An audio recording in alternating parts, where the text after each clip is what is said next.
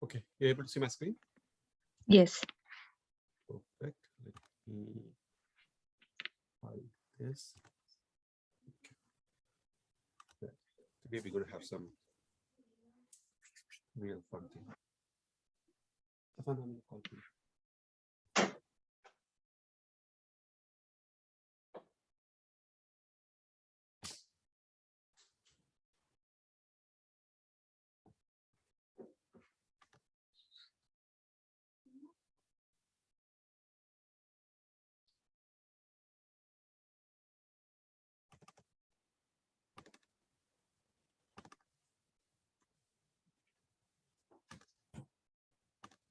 Yeah, you don't need to do this along with me. Just pay attention to what I'm doing, and then you can repeat it because it's a very small subset of problem that we're going to look at.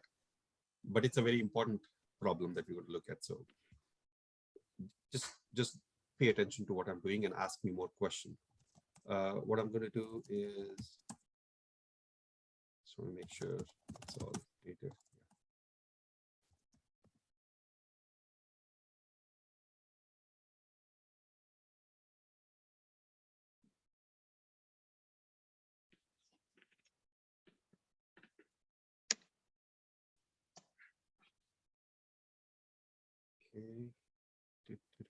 Okay. User data. Okay, looks good. Just want to make quickly one thing here. Want to make sure Git is being installed. Yeah, Git is being installed, so that's good. Let's go ahead and do a Terraform.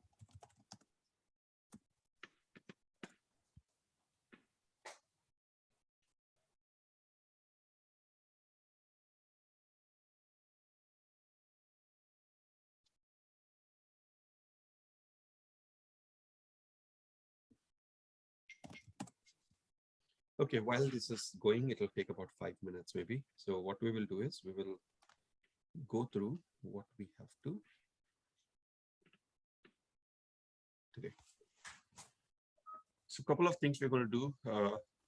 Eventually, as we move forward, I would want to write a little more complex Java program, probably with the UI and services, at least a simple page, so that we can have some playground. For today, this is good enough for us. The first thing that I want to show you, just to refresh your mind from last time, is we have created a new file called app, right? Classes app. And the only thing that we're doing inside here is we are trying to look for an environment variable called DevOps name. Okay, so instead of that, what I will do is I will call it as greet. Okay, that will make a little more sense. And greet, if greet is equals to null or greet dot equals ignore case empty, environment variable greet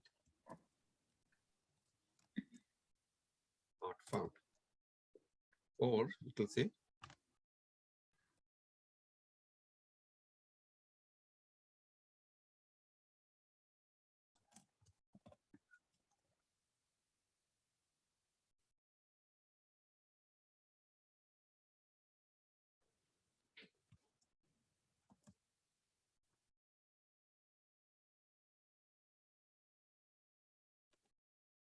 yeah.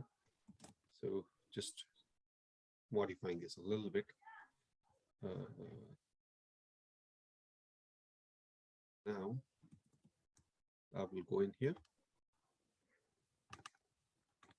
I don't have to even pull this here, but I will just pull it for the sake of my reference.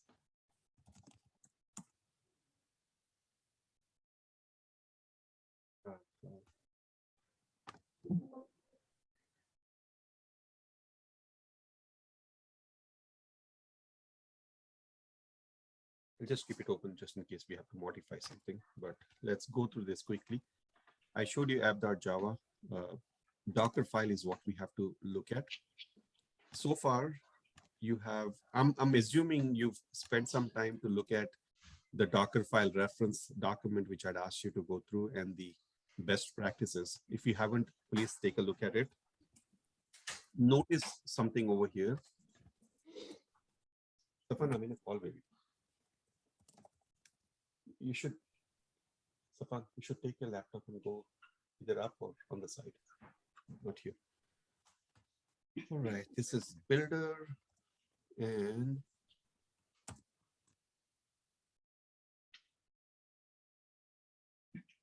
image. So notice one thing, a very, very typical thing. There are two froms, this from and this from, right? This is a model which was introduced pretty recently. It wasn't there in Docker earlier. The earlier expectation was you would build, you would produce all of the artifacts that you need, and then you'll inject that in the Docker file like the way we've done before. We used to copy. But with the multi-stage, and let me get the documentation for you. Multi-stage Docker build. This should be the documentation. And get this, guys.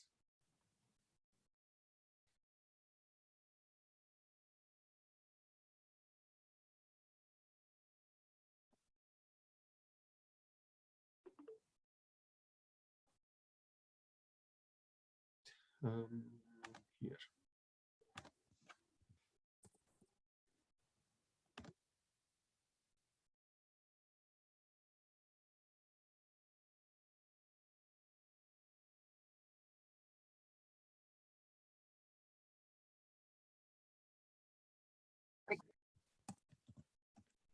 Okay, you can refer to that later, but for now, I will give you a fair idea of what we're trying to do over here.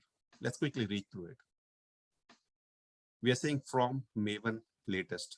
Maven is the image name, latest is the tag, right? We already know about it. We could have said, we could have avoided this. If we avoid this, we would have to say from 0. Okay, but it becomes a little easier to give it a name.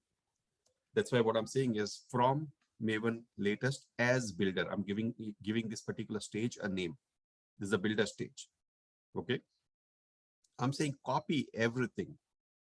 Copy all of this, whatever is there in line with Docker file, inside user src my Maven. You might ask me, how did I decide on this name? It could have been anything, but I usually like to follow documentation. So if you go to Docker Hub and search for Maven, this is Maven. And then if you go down over here, you'd see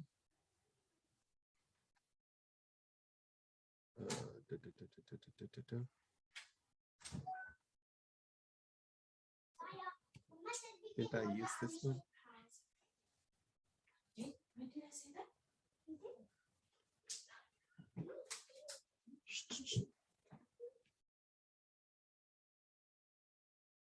User src my Maven, you see this? And user src my Maven. It doesn't have to be this, right? It can be any name within the container. If I wanted to call it something else, I could have called it something else. Okay.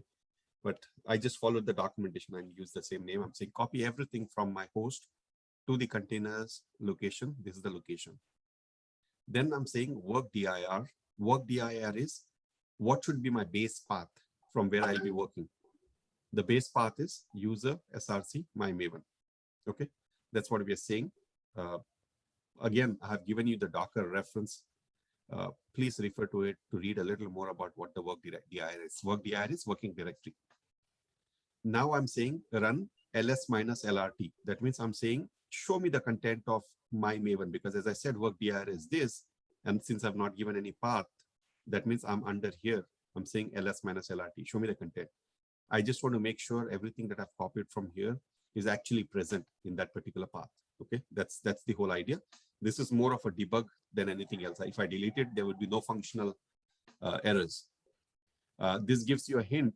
If you ever have a problem with Docker file in the future, you should be using commands like this, echo command, so on and so forth, to give you some debug statements, okay, so that you can debug better. This is the most critical piece over here. What we are saying is, after we are in here, this path, I want to run Maven clean package. You remember we were doing Maven clean package earlier, and then we were producing the folder jar file, and then we were copying that inside the Docker file. We are not doing that. We are building the Maven command, Maven inside the Docker itself, inside the container itself. Okay. Here's where the stage 1 completes. Okay. I will call it as stage 1, and the bottom one is stage 2. Okay. That makes it a little better. In stage 2, which is my real image, the final image, I'm saying, hey, I want the OpenJDK 17 image, base image, and I want to copy something from the builder stage. So copy from builder. Okay. And what is the path? The path is user src my Maven target. You remember there's a target folder, right? Anytime we do a Maven clean package, target, and then there will be a artifact called docker java 1.0 snapshot.jar. We will see how to parameterize this hard-coded version. Okay, you might say, I changed my version to 2.0. It is no more 1.0. How will it work? Yeah, we have a way to fix it. So anytime when I'm talking about a problem, if you have a problem, there has to be some fix. Either there's an implicit fix, or you'll have to define it explicitly by yourself. Okay. So there's definitely a problem over here where we have hard-coded this version number. We'll have to see how to parameterize it. Okay, we'll come to that. We are saying copy from this builder, this path, and put it under user src my app, and the artifact should be named as artifact.jar. If I would just give until here, it will copy this whole jar over here. Okay, I wanted to avoid that because I wanted to give a simple name over here. Okay, but nothing wrong with it. I'm just copying the content from here to artifact.jar. Then I'm saying my work dir is user src my app. That means I'm directly at this particular path. Next, I'm saying I want to have an entry point. Entry point is something that cannot be changed when you're creating the container. Okay, you remember we were saying earlier, docker run, and then we would pass some parameter to it. That parameter, what we were passing was a command. Entry point can never be changed. Okay, while you're running Docker command. So what is the entry point? The entry point is first executable. What is the executable? And because we are using a OpenJDK, Java is already present over there. So we are saying executable is Java. Option, there can be one option or it can be multiple options. Okay, I could have actually passed the artifact jar over here itself after this and not have the command at all. Okay, but I wanted to show you entry point and command. So I said executable is Java. The middle command is -jar. So what the command is, right? The command is java -jar artifact.jar. That's how we run an executable.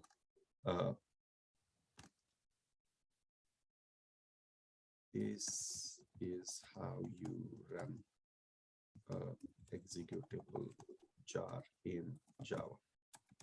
This is nothing related to Docker. Okay, this is how you run an executable jar, and that's why we are using it. So we are saying java -jar, and the command is artifact.jar. So in future, if we put more than one jar files inside here, by default, it'll call artifact.jar, but the user, whoever is using this Docker run command, he will be able to pass different names. So we will look at that too. So let me put a to-do over here.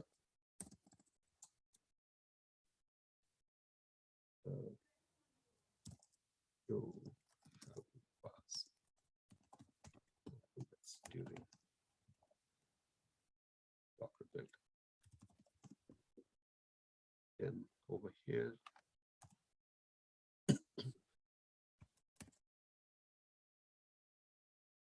so how to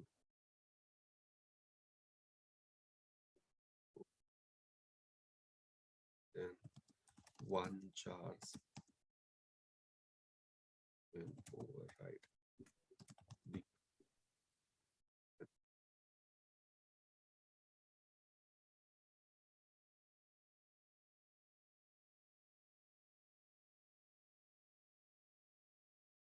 Okay, so we will take a look at it, but I'm going to stop here for a second. I want you to ask questions. The most primary thing that you have to remember is there's stage one, which is producing something. We are taking whatever is produced by stage one and injecting it into stage two. So it will do Maven build also for you. It will create the Docker image also for you. So any questions over here? Have you seen such a thing before, anyone? Jyoti? No, Jyoti? Samir. No, Samir. Here I have a question. Copy command here. From the first stage, we are copying this snapshot.jar into this working directory, user src my app. But again, I didn't understand this point. Again, you have specified here artifact.jar. It can be anything. That's what I said. If I do it this way, it will copy Docker Java 1.0 directly over here. And if that is the case, I will have to put this name over here. I wanted to use some simple name. That's why I wanted to rename this while copying. So that's the reason why I did it. Does it answer that question? Answer? What happened? Did you guys lose me? No, that was Jyoti. Jyoti asked that question. Oh, Jyoti. Oh, I didn't realize Jyoti is already in. Jyoti, did you understand? I'm just renaming the file. I could have done a copy and then I could have run a move command. I'm just saying copy this from here and name it as, I can even say it as app.jar for simplicity. And then I would use that name app.jar over here. Did you get it or you didn't get it? Is my question. Yes, understand. So can we also copy any files or any folders from the stage one to the stage two like this? You can. If there's anything in stage one, normally you have multi-stage because you want to run something and then you want to take the byproduct from here and then put it here. So say, for example, you had a jar and you have a var and you have a ER created as part of a Maven package and you want to copy the ER and var in different paths, yes, you can. Technically, you can copy anything from the stage one, but what I'm saying is most of the time, it is the byproduct of a build that you copy in stage two. So there can be stage one, stage two, stage three, stage four might be a final stage. There might be a Node.js project that you have. You're probably running an npm run command somewhere, right? So what you need to understand is there's no limitation on the number of stages. There might be a limitation. I'm not aware about it right now. You can Google it, but you can have more than one or two stages in a multi-stage build. Any questions there? Yeah, Samir, I have one question. Yeah, are we running the Maven clean package in the image itself? Yes. Okay. No need to run it as a container. What do you mean? I mean, from the image itself, are we copying the jar into another image? Yes. Okay.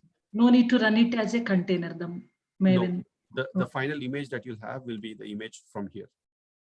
Okay. Yeah. So this is just to demonstrate it to you that multi-stage, you can do a thing like this. You might even want to do a Maven clean deploy. And then when you do a Maven clean deploy, you might need a settings file. Settings file would have to be there in your location over here. Okay. Did you understand so far? Yes, Samir.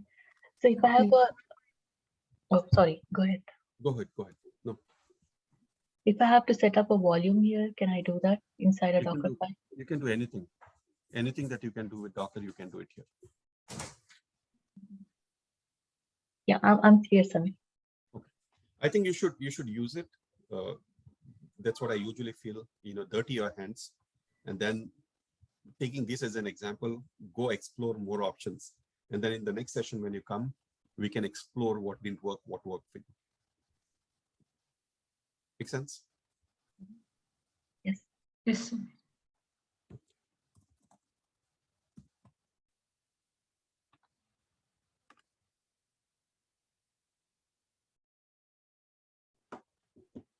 All right.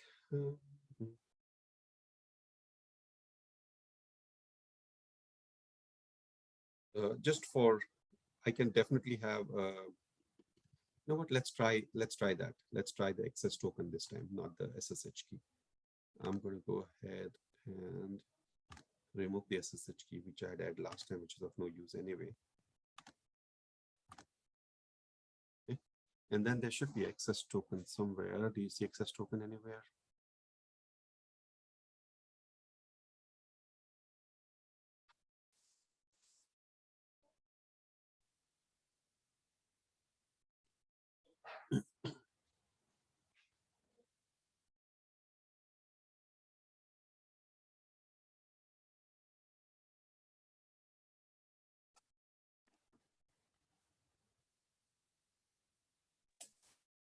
This token can valid up to 1 month, I think so.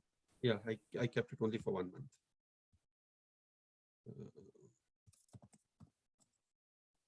You can have it more, I believe.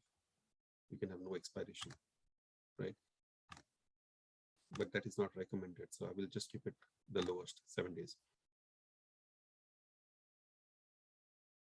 Let's see. Personally, I love to use SSH keys.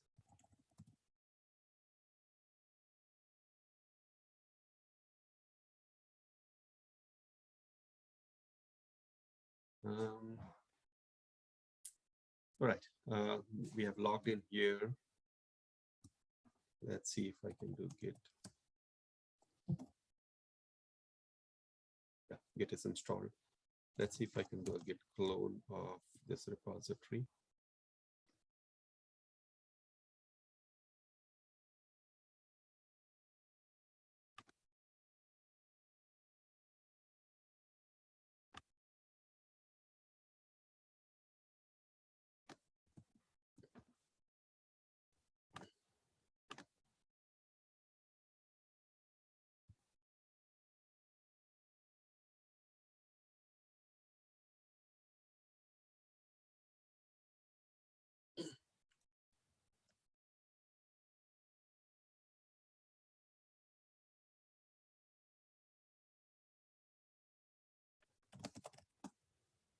There, right?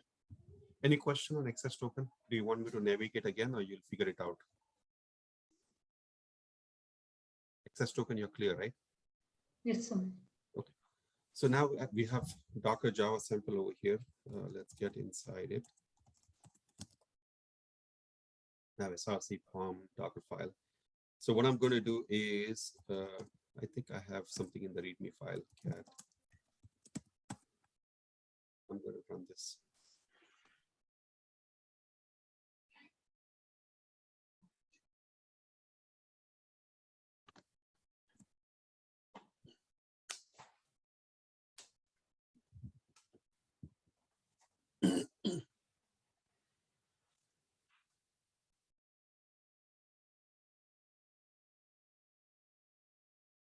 So it should do a Maven build as part of this.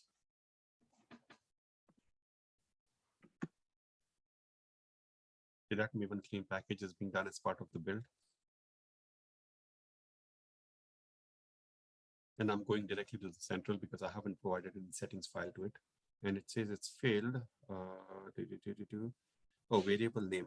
I think I have broken something. Cannot find symbol on line number 16. Okay, let's go back and see what happened.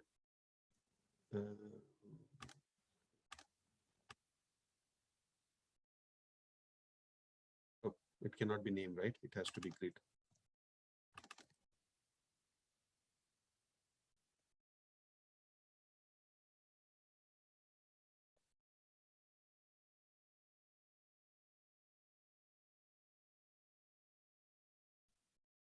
Sure. I hope you're playing around with git command in your own repository, like the way I'm doing here. Okay. Let's go ahead and do this build now. This is what I don't like about access token. It keeps asking me password every single time.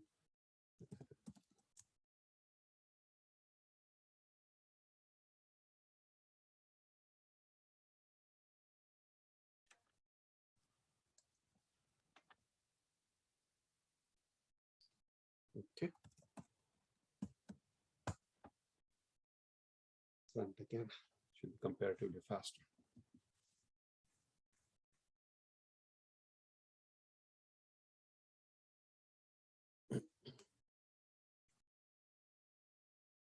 So it did, it's copying the jar inside the OpenJDK image and then creating a brand new image. If you notice that stage 2 has started running now.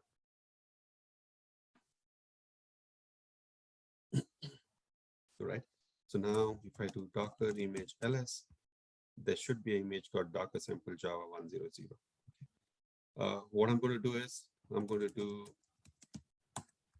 run, and well, this is not the right command basically. So let's fix that. Nano readme -e. We have changed it to grid, right?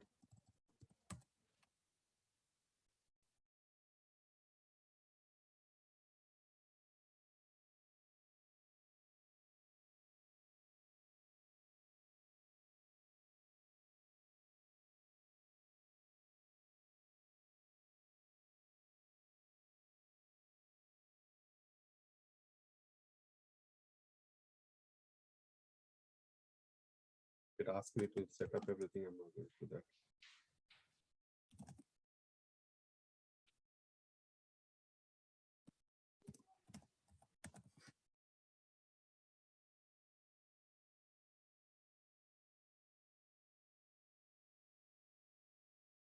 Okay. And copy this, paste it.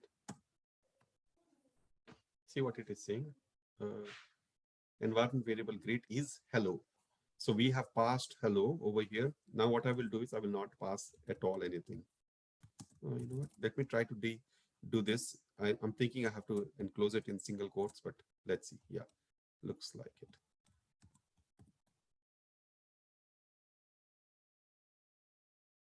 Yeah, see that? And then what I will do is I will not pass environment variable at all.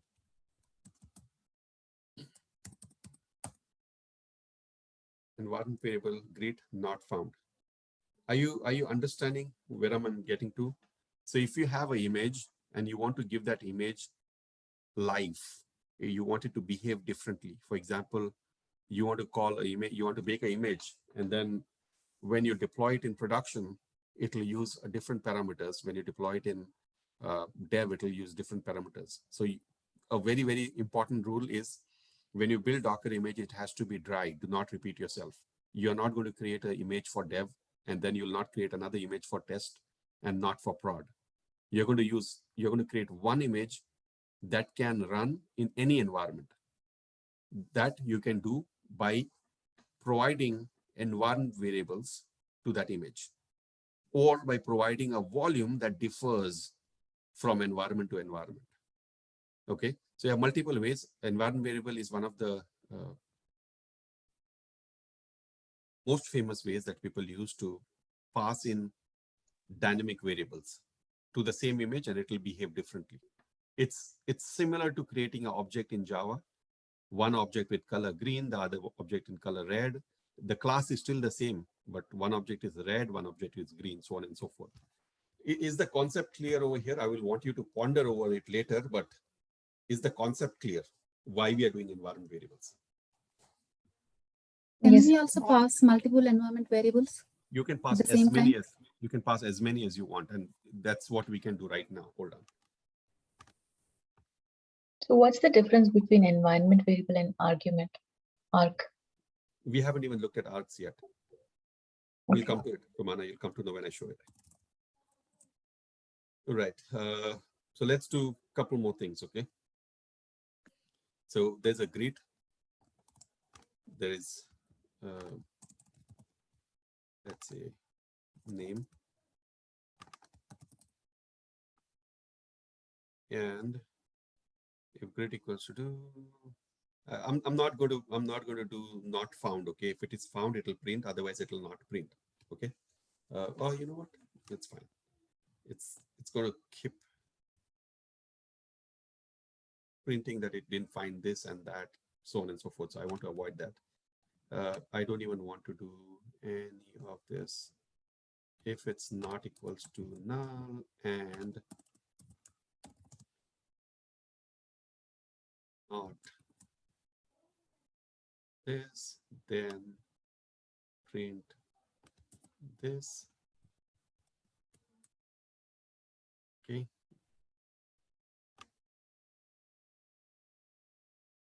Read.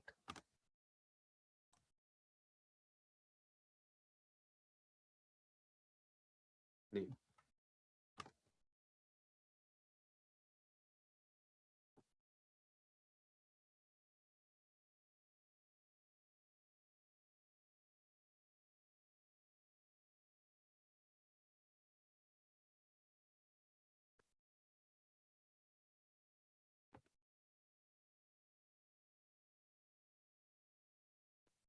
This should be a very simple example for you, right? You're understanding what I'm trying to do here.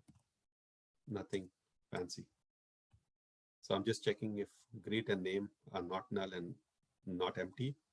And I'm printing hello Samir, let's say, something like that. Okay.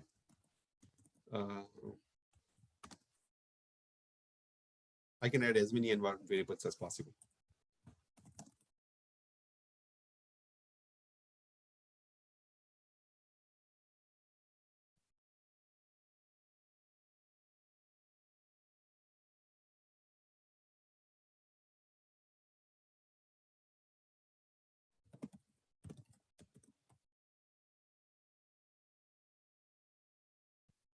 Oh, shit. What's wrong with me? You know what? Let me do this.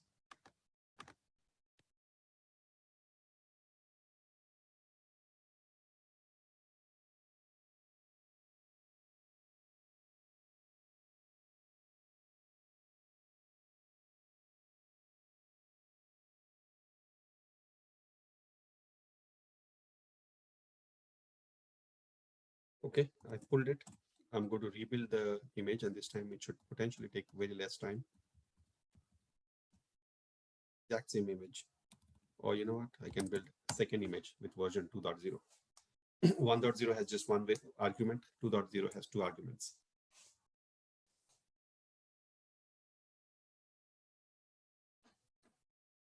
Who asked about those two argument questions? Was it Jyoti or Jyoti.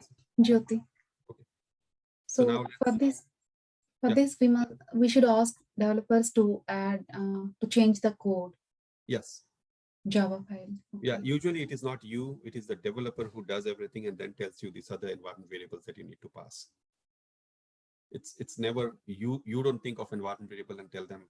For example, in Connect, right?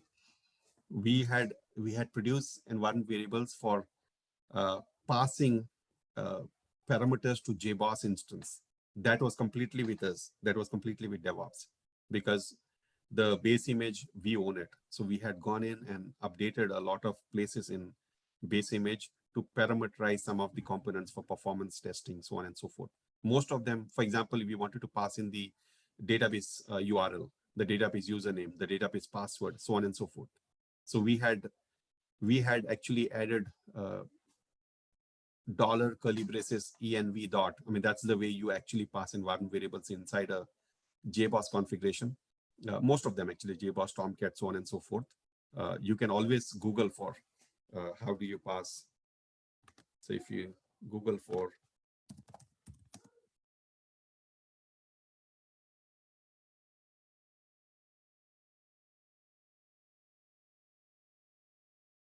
something like this, right? And then if you see here, there'll be, is he giving you any? Not a good example here. So basically what you have is dollar curly braces env dot. So the way JBoss reads is like this. So what you need to pass, this is how JBoss identifies its environment variable. How did we identify its environment variable? By getting system.getEnv, right? But you cannot force JBoss to do that, because in their configuration, if they get something like this, they will do a system.getEnv, okay? So you'll have to pass an environment variable called DP password. But anyway, you don't need to understand that right away.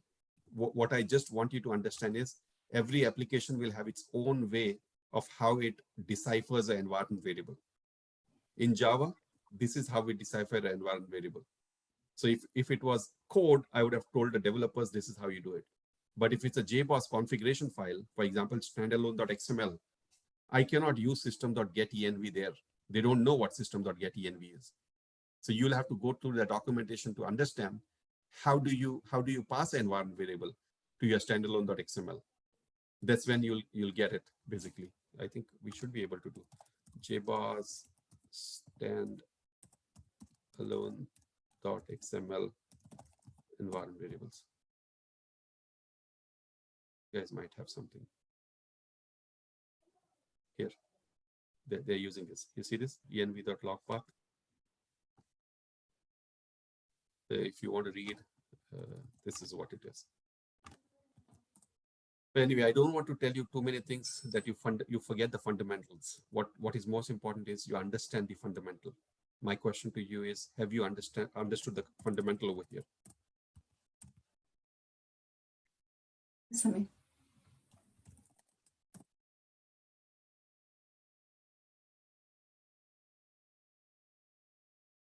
Oh, wait.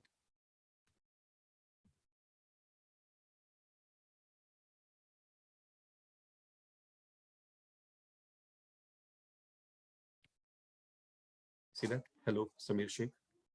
So I'm passing more than one environment variable. This environment variable can also come from a file. So if you have this as more than several environment variables, right? You can Google it. Docker pass environment variable as file. So env file. Okay. So let's go here.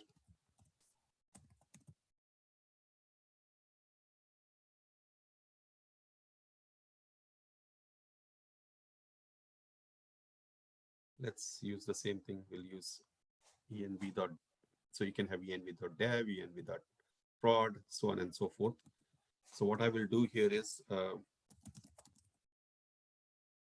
just create. I don't have to be in this directory. Okay, I can be in any directory when I'm running a Docker image. But since I'm already here, I'll just create .env.dev or local. And here I will put gret. I think it is this format. I don't remember, but let's see.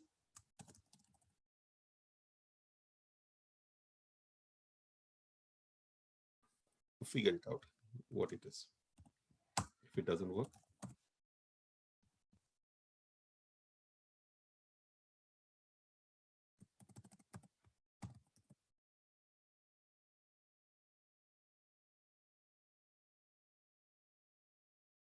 See that?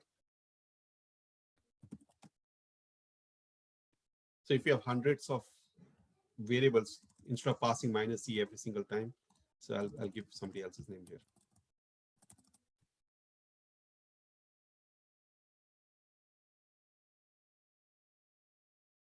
Make sense? And did I already give this link? Yeah.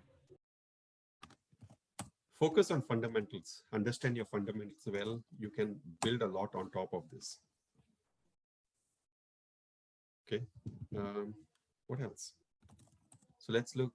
Any questions up until whatever we've seen today? Multi-stage build command, multi-arguments, or multi-environment variables.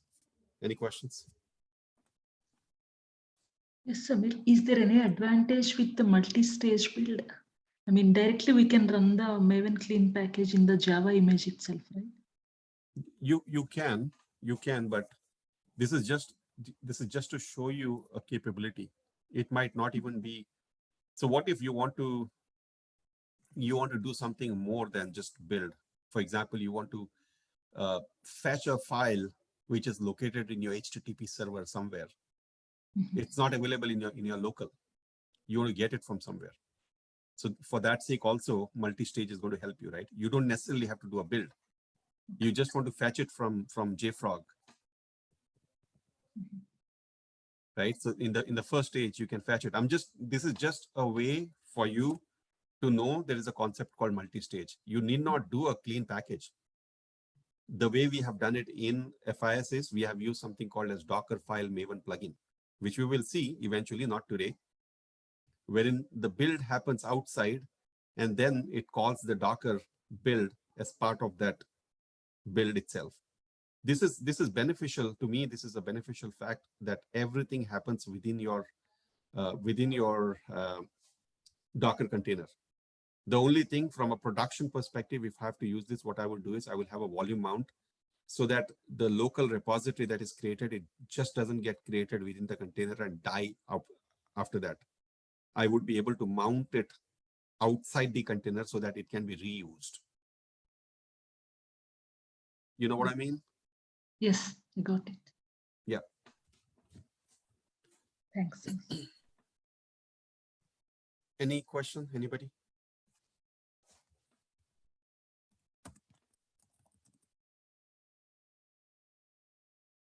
No, sir. Let me try and add a sleep over here, okay, after the Maven clean command, just to explore a little bit more.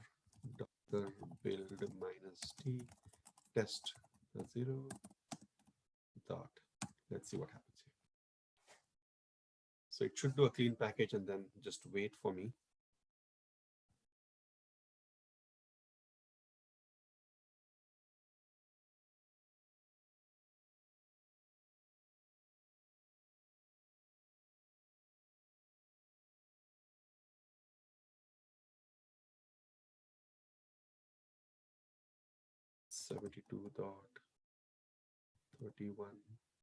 .31.90.6. Is that the IP address? 172.31.90.196. Does not connect.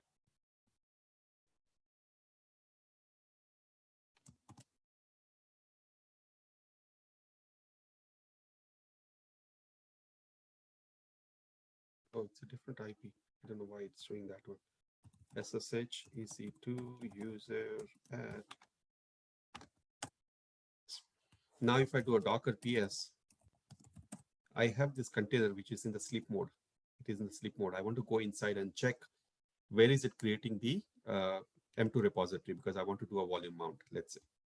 So I'm going to do Docker exec -it. So I want to execute into the shell. Container is this /bin bash. I don't know. Yeah.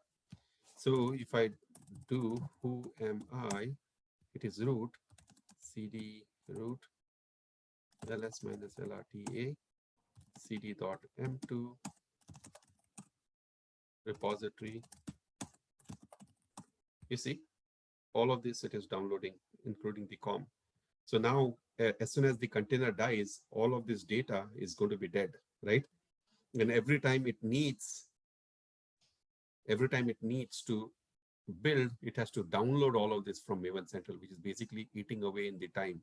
So how are you going to basically make sure that this particular artifacts are volume mounted? I want some help over here. I don't know how to do this. Anybody? Anybody knows? While executing the Docker run command itself, we should pass -v. Okay, so let me first kill this guy. Okay. With the path, host path. Docker build. Before that, I want to just clear that. Where's the nano command? I want to remove that sleep. Comment out. Okay, let's comment it out. There's no sleep. And now what you're saying is, while I'm doing a build, what do you want me to do? I don't want to use bind mount. I want to use a volume mount. What is the command to list the volumes? Docker volume ls. Okay, there's nothing. So let's do Docker volume create Maven repo, let's say. And it is there, right? Now I'm going to come back to build.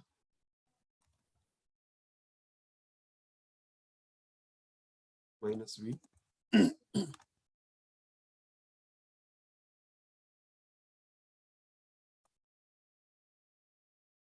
Is that right? Invalid reference format. Tell me, what is it?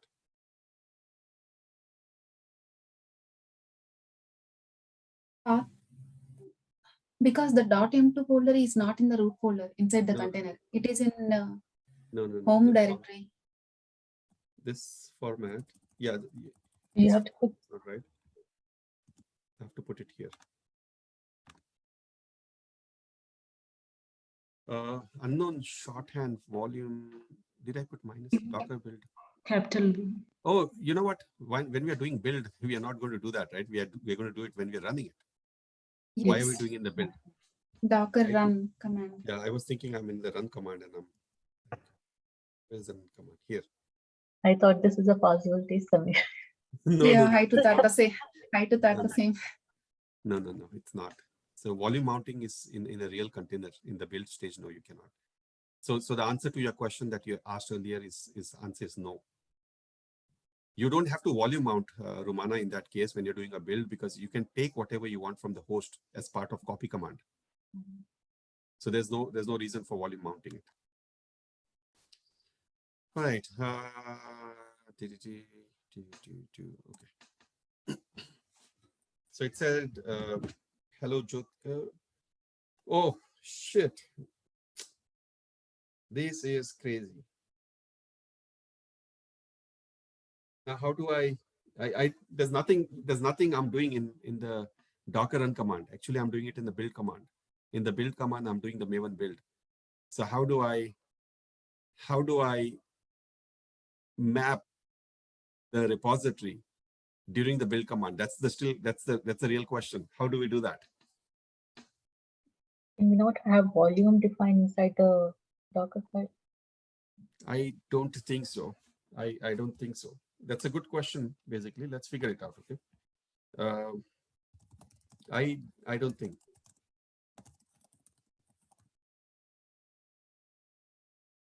Can you mount a volume while building a Docker image? So people do have that question.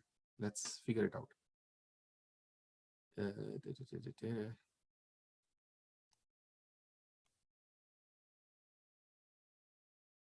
Copy a cursor to.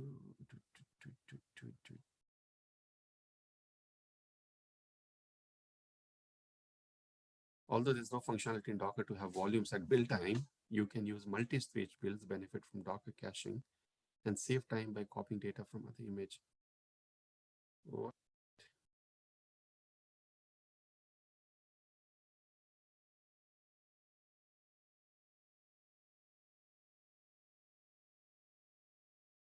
Building an image, you can't mount a volume. However, you can copy data from another image.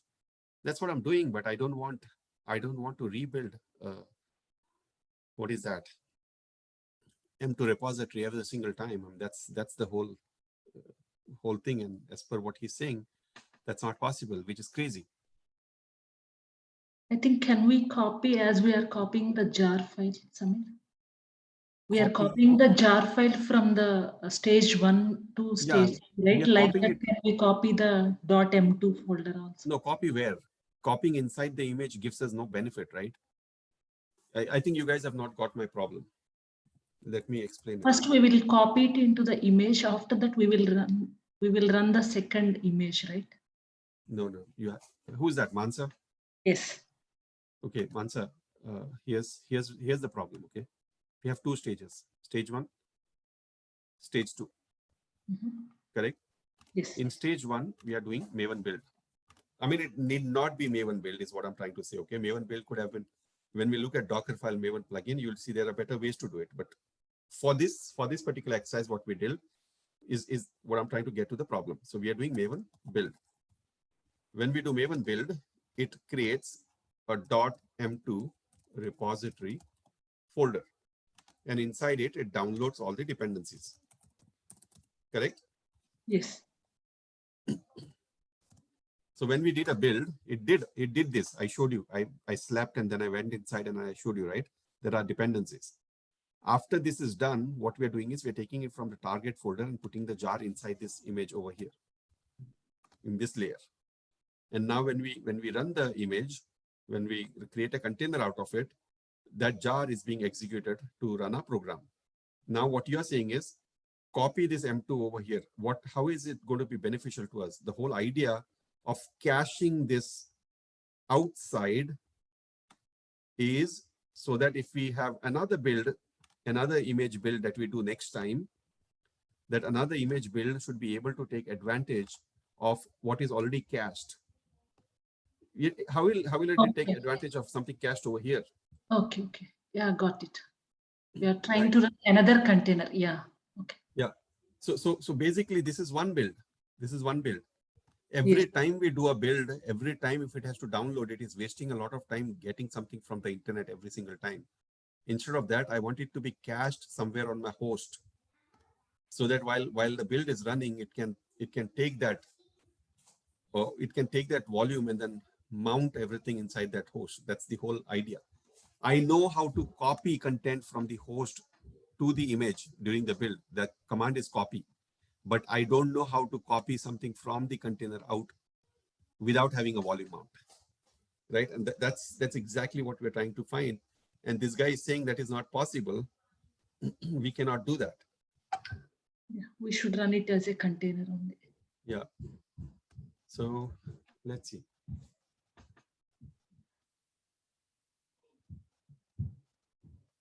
How to mount host volumes into. Let's look at it in a different format. Docker build how to cache.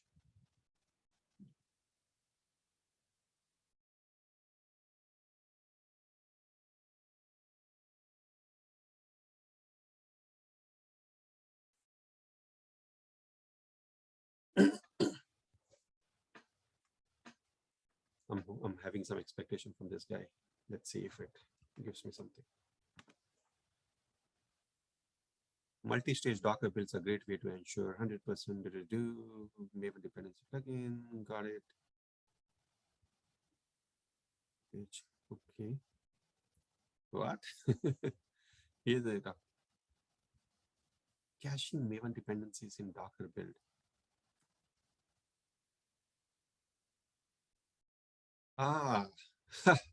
I know what he's trying to say, which is a pretty neat thing to say. Okay, and here's a concept that comes to my mind now to teach you very, very well. Docker has a concept of layering. Have you guys heard about it? Yes, Docker layers. Yeah. So Docker has a concept of layers. So layers is a cache by itself. And I was being very stupid to try and find out. Again, my problem is still a problem because yes, it will cache. If I'm doing it locally, it will cache on my machine. But unless and until we are using a remote repository, and all of us are sharing that remote repository, we are not going to take a benefit of caching, which is not a very good argument, because in every organization, they are going to have a remote repository, right? So with cache, what happens is every command that you write, every single command that you write, for example, in our case, when I go inside nano Docker file, every command, this command, this command, this command, this command, this command, everything is stored as cache, as a layer. If things have not changed in that layer, this is an interesting thing.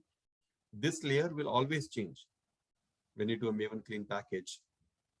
The byproduct is changing. The actual product is not changing. Yeah. So it is going to bring in the cache, which is already cached. So if you see here, when I run the build, right, I'm going to remove this guy. Just have a close eye at this. It's running this. It's a cache. This is a cache. This is a cache. This is the cache. So what it will give me is it will bring in the cache with the previous, whatever content has been stored, whatever Maven repositories has been stored. It is getting it from the cache. But I'm seriously doubting it, because when I'm looking over here, it is bringing in all of that again.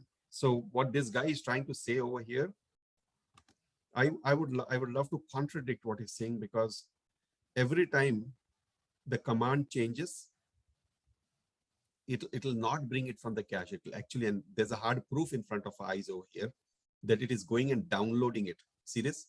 Downloading, downloaded, downloading, downloaded. If it was cached, we wouldn't have seen this. So what this guy is trying to say, I personally do not agree to it. So if you want to read through it and explain me later that I'm misunderstanding, but I think I'm not misunderstanding. Make sense? I would still want to have a way to cache this out onto my host when the build is running, which to me, there is no elegant way. There's no elegant way to do that. That's an assignment for you. Try to figure out, prove me wrong. Okay. What, no response? Okay, Samir. All right, let's look at the arguments now. As I told you, I wanted to parameterize this. I wanted to parameterize this so that while we're doing a build, I should be able to pass the version that I really want. Okay. So what we'll do is we'll go to Docker args.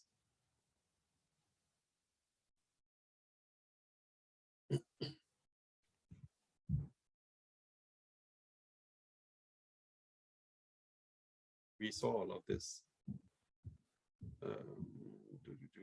Yeah, here. So what I will do is I will add an argument over here.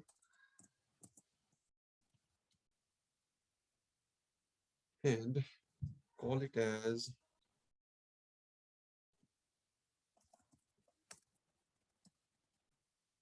artifact name.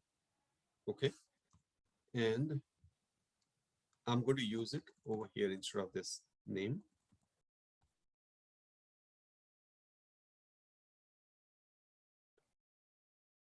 Docker Java 10 snapshot.jar.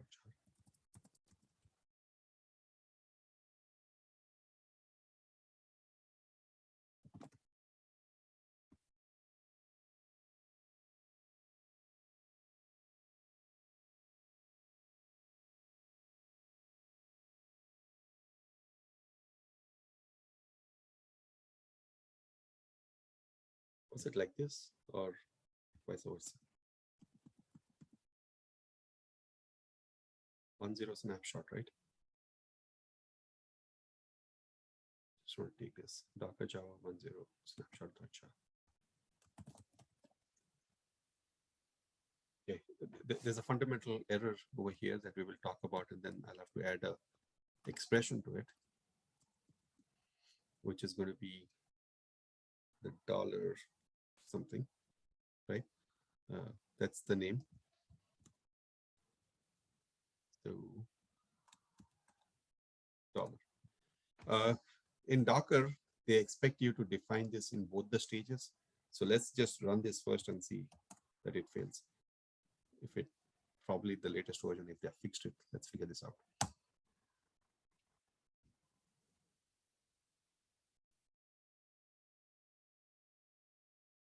So copy should potentially fail if it did not pick the argument right. Yeah, so it did pick it up, artifact name. So let's run it and see if it is working. Okay, Docker run -e minus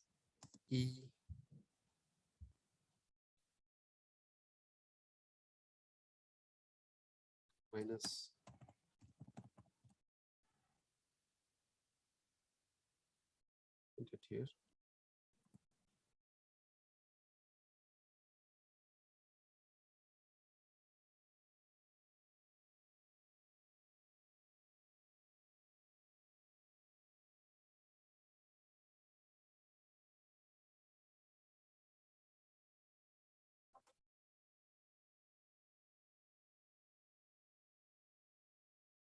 Yeah, so that's working basically, whatever we build. But let's go ahead and actually pass argument to it. So what I have done is I've hard coded this, right? If nothing is passed, then you should use this is what I've told it. I'm just going to pass something bad so that the build fails. It's not able to find it to copy, right? It's going to fail. So let's try that first. Bring back the build command here. And what I'm going to do is I'm going to pass build arg. Okay, exact same thing as what this guy is doing. And I'm going to give this to you as a reference.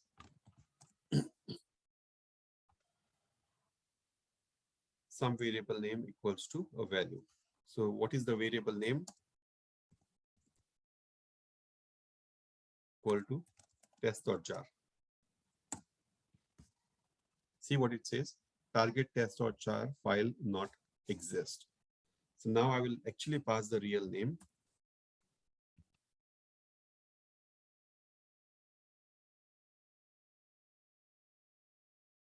Okay, it tagged successfully. There was no problem. So Romana, this is for you. Do you understand the difference between argument and environment variable?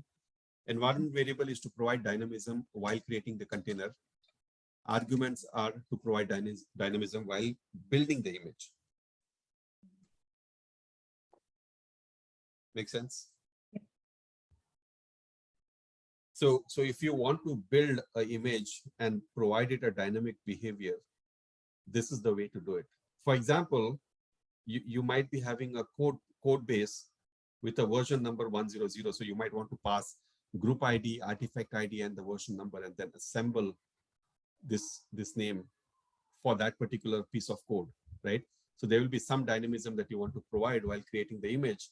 And then there's a dynamism that you want to provide while creating the container. Okay, so I'm going to stop over here. Ask questions, please. No questions. Tell me regarding that caching thing that you shared the link, right? That guy who said you can achieve through caching. I think he has defined in pom.xml a goal, Maven goal called dependency go offline. That's how he's achieving that. Where has it done this? Here, up top. If you scroll up, in POM file, he has made, he says advantage of this by copying pom.xml file and running the dependency go offline goal. So by doing so, by making the dependency go offline, it's not pulling it again, downloading it again. Yeah, but remember this, right? Our pom.xml is not going to be static. There will be new dependencies that will be added. Yes, agree.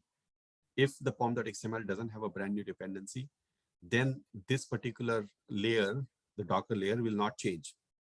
So pretty much you are using a static layer. But my point is, that's not realistic. In a real world, that's not true. Everybody who's worked on DevOps would know that pom.xml does get updated every once in a while. Maybe not always, but every once in a while it does get updated. Right? So that's the point. That's what I said. When you do a Maven clean package, there will be a change in that layer. And if there's a change in that layer, it will not cache. So now, in our case, maybe this will work. So let's see this. We have already copied pom.xml, so we don't need that, right? We can just do this. Before we do clean package, we can paste this, correct? Because our pom.xml has already been copied as part of this command. Right. So let's run a build. And so it is pulling for the first time, which is good. The second time when I'm pulling, when I'm building, it should not pull, okay? It should not do any of this.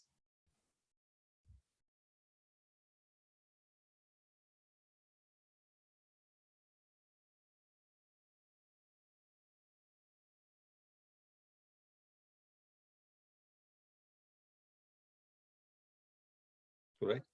And now when I'm doing it for the second time, yeah. See, So all the layers have stayed unchanged. But as soon as I make a change in the pom.xml, let's go ahead and add a dependency which we don't even need. Maybe let's try that.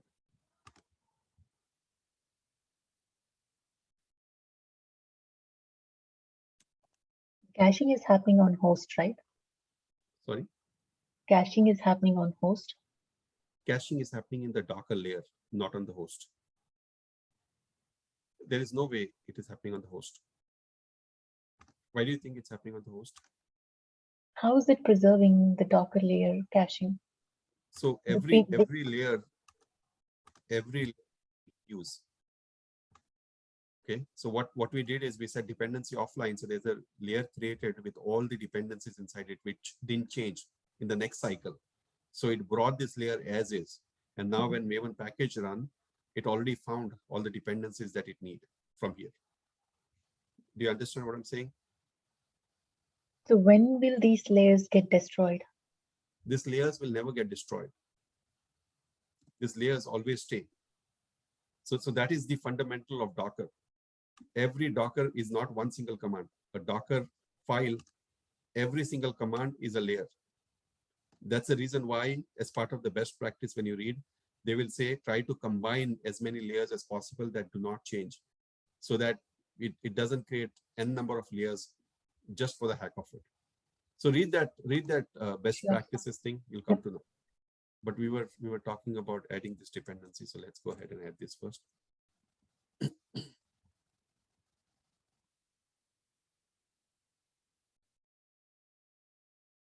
This time, is it just going to pull this dependency alone or everything again? I don't know, Romana. Let's see. I'm not sure. Okay. Because the whole layer is changed, right? I'm expecting that the whole layer will get recreated. But we'll figure it out. We'll come to the immediately now.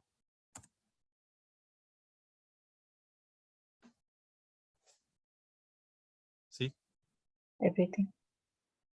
Yeah, because it is not reusing that layer at all. Correct. Because it detected a change from last time. So correct. It brought in JUnit and all of that. But now if I run it again without making a change to my POM file, it's still a good, elegant solution, but I would have really loved if I could create an external volume and then give it to the build and then tell the build, hey, I want it to volume mount it in this host. Just like a run command. Yeah, but still, this is not bad. There was something I wanted to show you. There's something really bad that we've done inside this Docker file. We have said copy everything, right? As soon as we said copy everything, technically what is happening is everything over here, including the hidden files, will get copied. What if I didn't? I really don't want readme.md, right?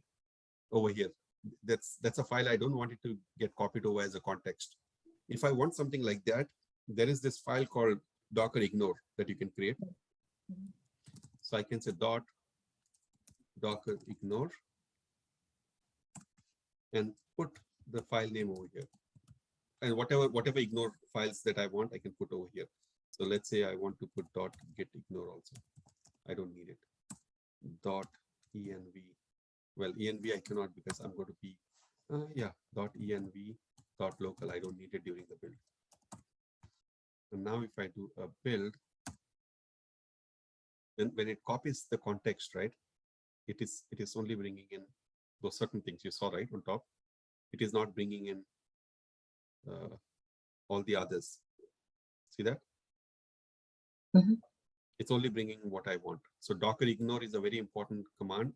If you have too many things that are being brought in, you can use docker ignore to specify what files needs to be ignored and what needs to be copied. Any questions on that? No.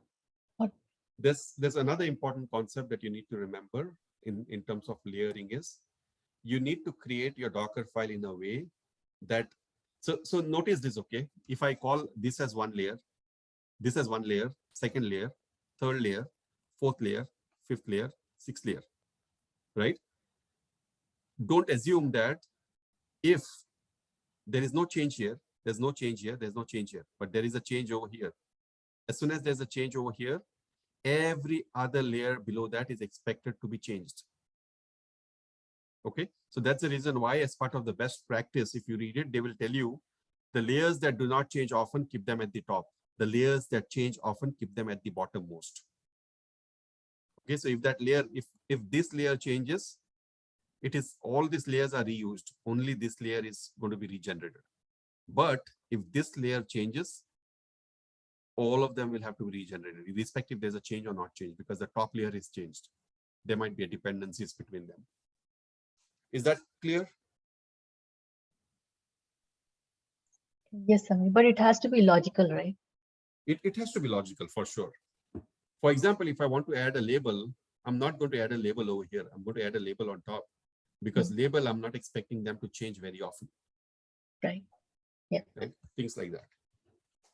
All right. I think today's session, I should be done over here, because fundamentals of Docker I have cleared over here. If there's anything left in Docker, we will clear it when we start talking about Kubernetes. Okay. But I want you to practice Docker as much as possible. You know, the issues that we talked about, right? Just now we talked about that volume mounting during a build, not possible. Go investigate, go read about. There might be people who are already talking about that same problem. Okay. Go to GitHub. There will be people talking about the same problem. Try to write your opinions over there. So talk to people that you can. Okay. Identify what issues are there, which are open issues. Like if you go to Docker GitHub location, if there's anything, they might have a lot of open issues. So you can start reading about the open issues.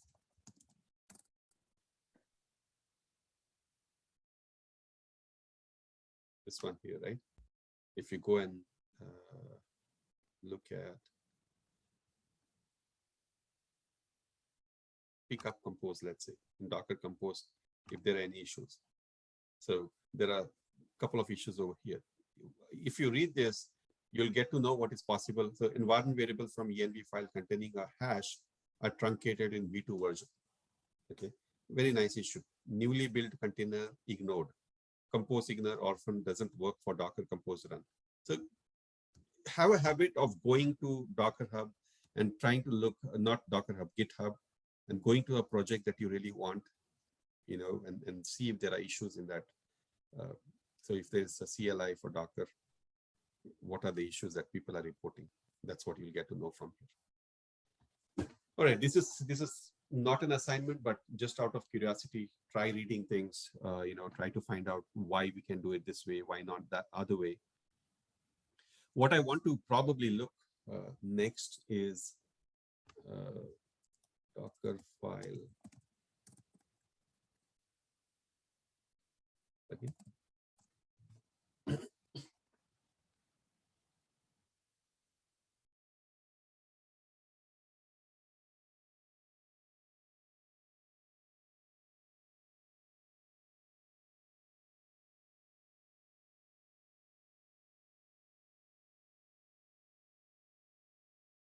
Yeah, something like this. So let's go here and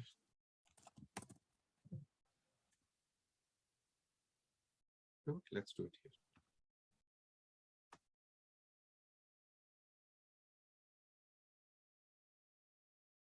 This might come up as your assignment if you're not able to fix it now. Let's go ahead and do.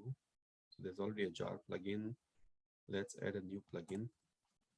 I believe it is with the plugin. And so Dockerfile Maven plugin version. Let's get the version. What is the latest version? I don't know.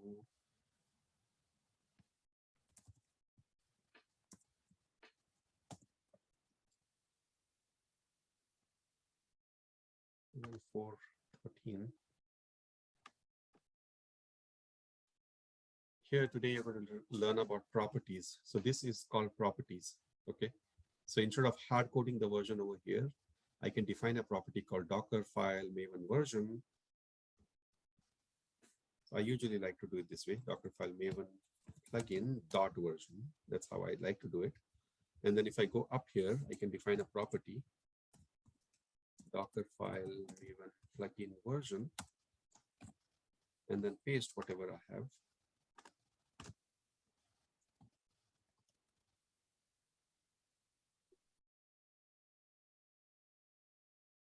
Okay. Let's save it.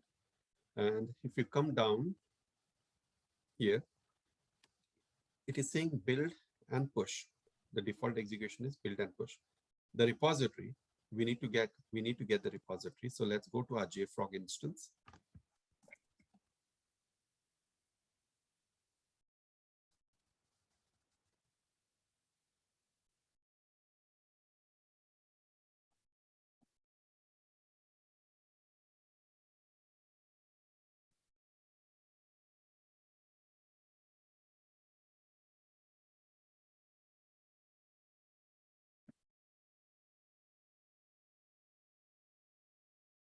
This is going to be an interesting one, right, Samir? Because Yeah. when we are building, the artifact from M2 Right. is not getting cached. How will it push to JFrog?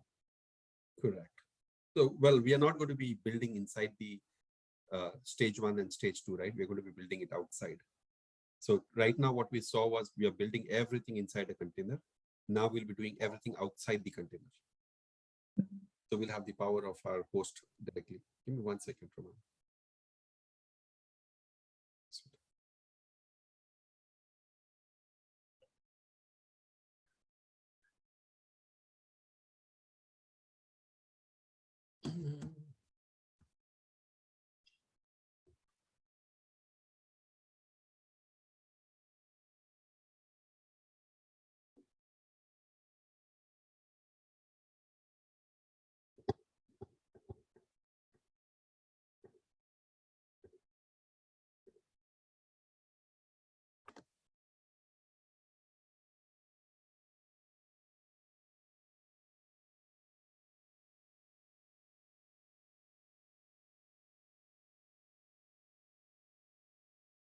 Give me just a second.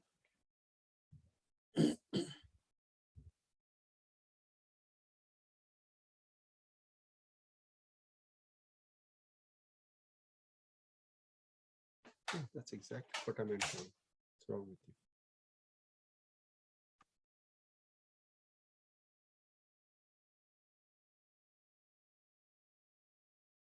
you? Okay, JFrog.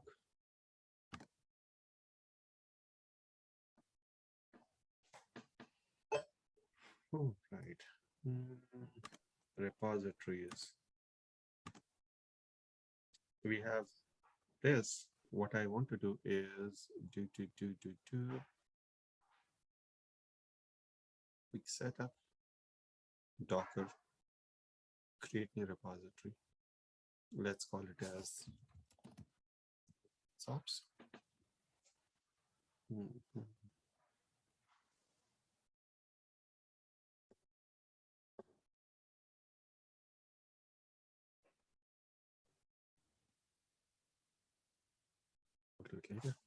The repository name is this.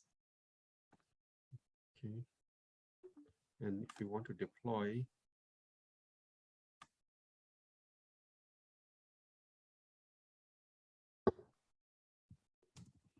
should be this. Let's put it here.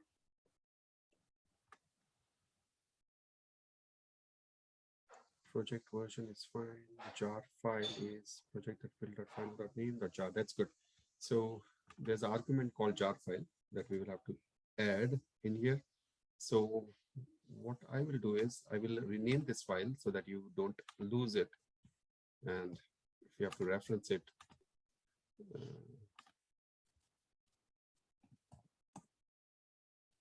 and copy the content.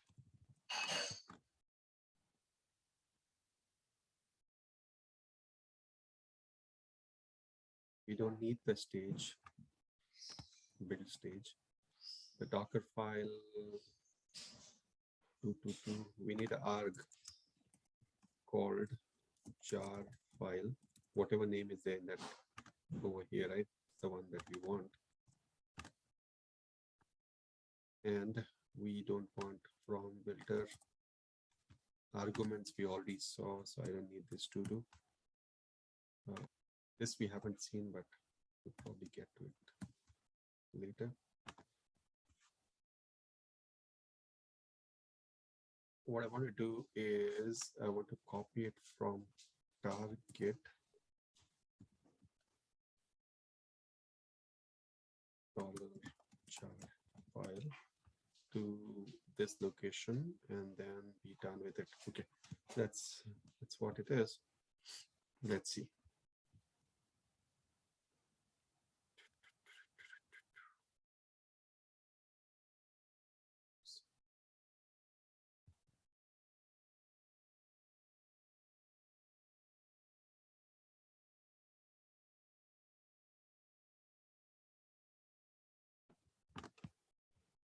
Get status.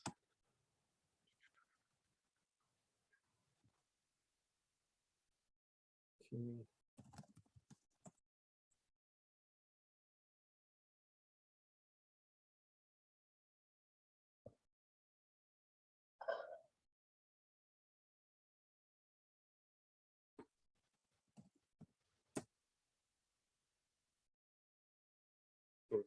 Um,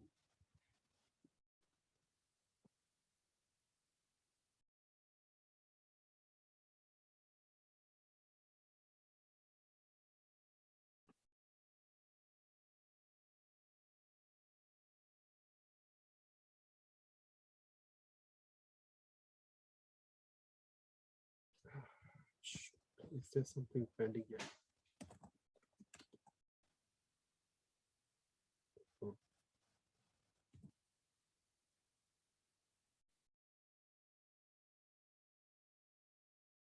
I think we don't need any of this, right? Artifact name. Wait, let me see. Something.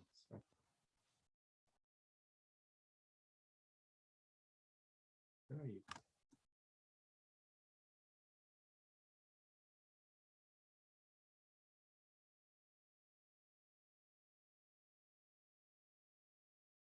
Yeah, I'll take the latest one from here.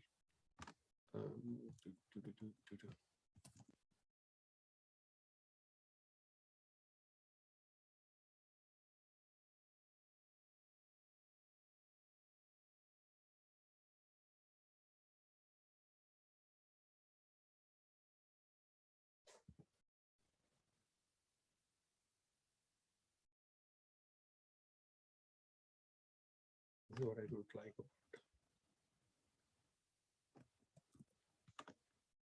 such tokens.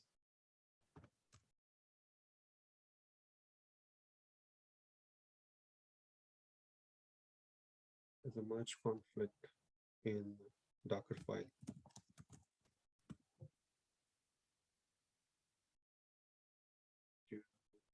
I don't need. So this is the head. I don't need any of that.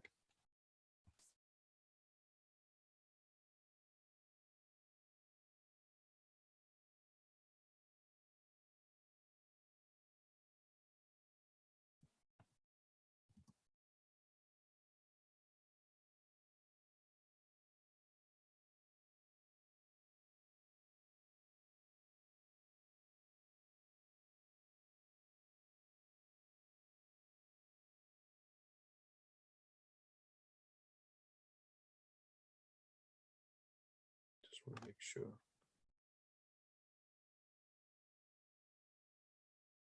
One, two, three, four, five, six. 2, 3, 4, 5, 6. That's the same one, I believe. Chart file.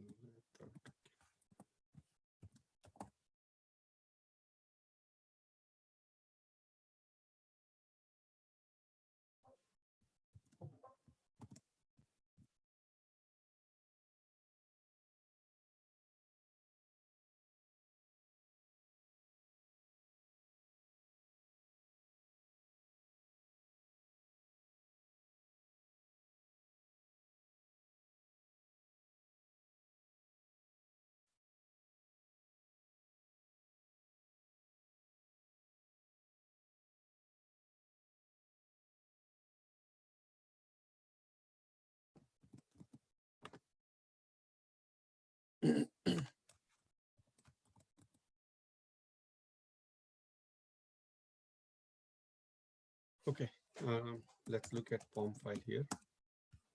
Let's look at the plugin. Where are you, plugin? It's here. There's a property here, so it looks good. We will have to log into this though before we start running. So let's do a Docker login to this. And the user ID is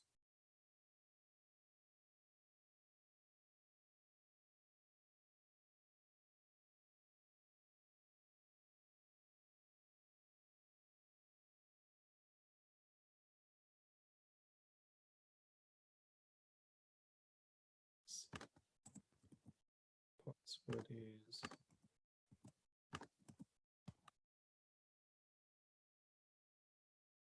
okay. Login is succeeded, which is good.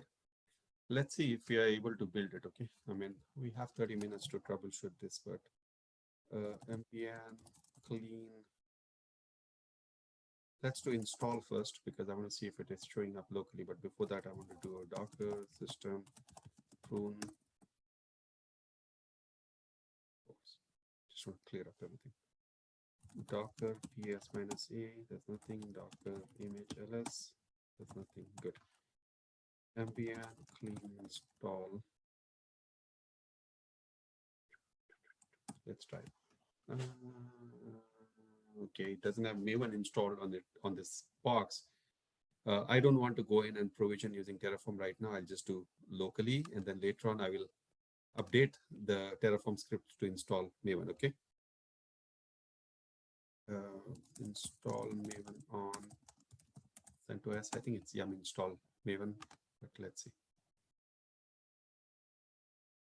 Yeah.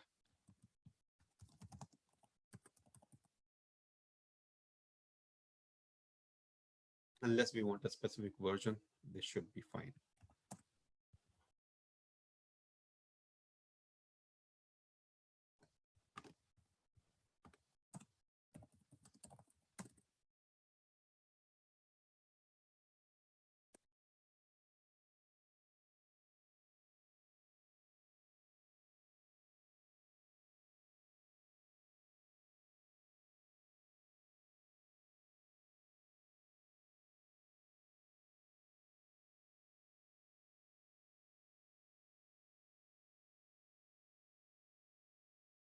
All right, so Maven should be installed now.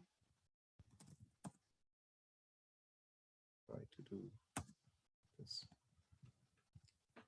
So it is failing. It is saying this.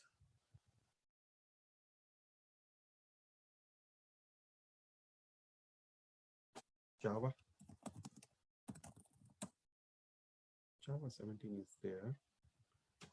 So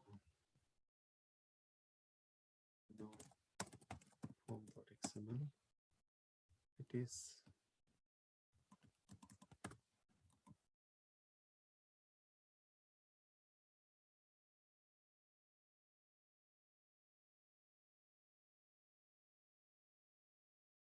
oh.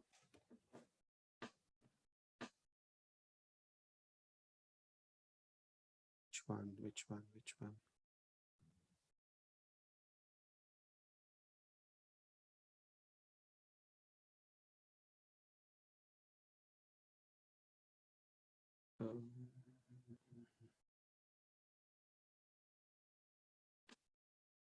Anybody got this error before?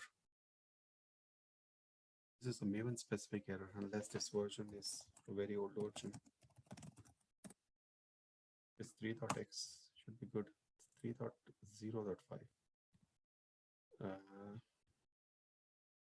3.6.3 doesn't give a problem with this.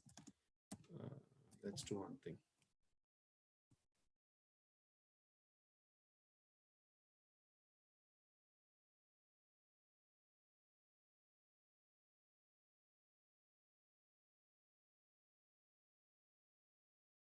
What is the command to uninstall Maven?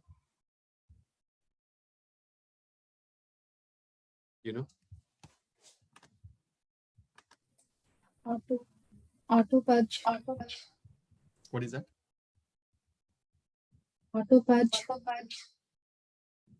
Auto patch. I don't think so. For Yum, it should be something related Hyphen to hyphen Yum. auto remove.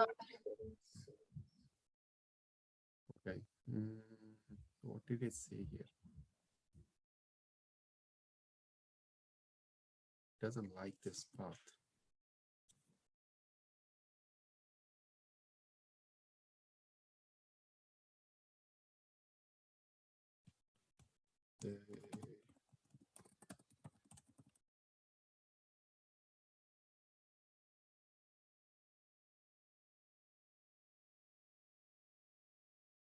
E.8.5 tar.gc.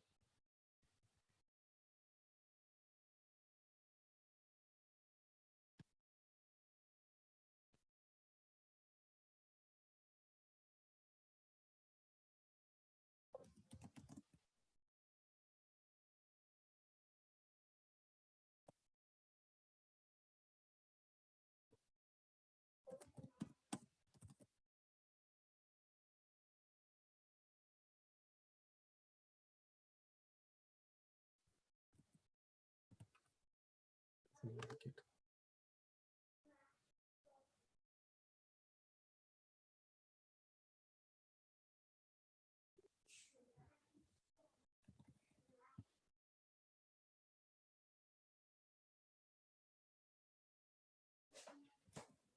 That's coming here.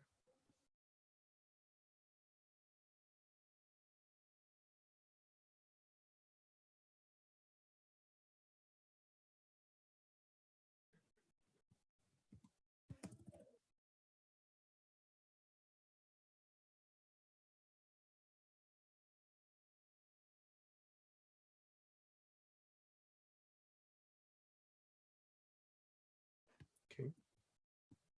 Now,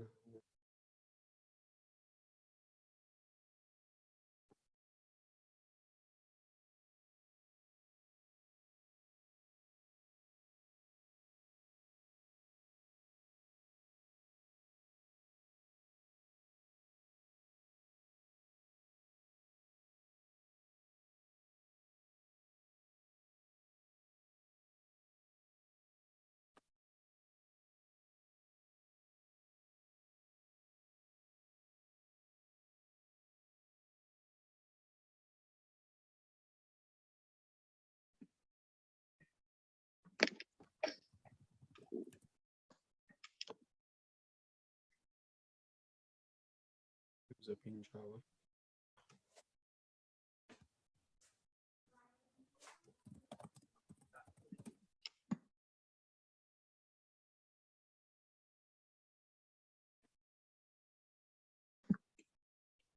Samir, Yum auto remove package name. Yum. Auto remove package name.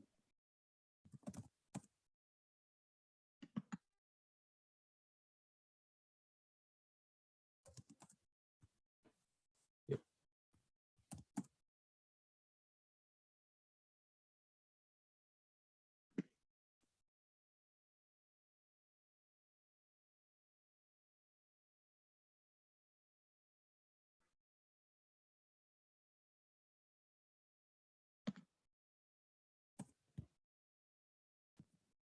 All right. So Maven should have gone now. Okay. I wanted to check if Java home has been set up. Echo $Java home. No.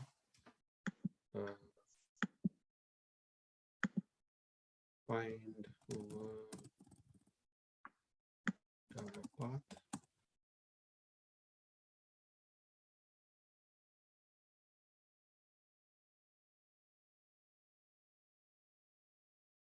All right.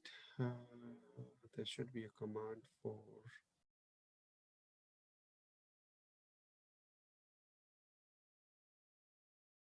sudo update alternative.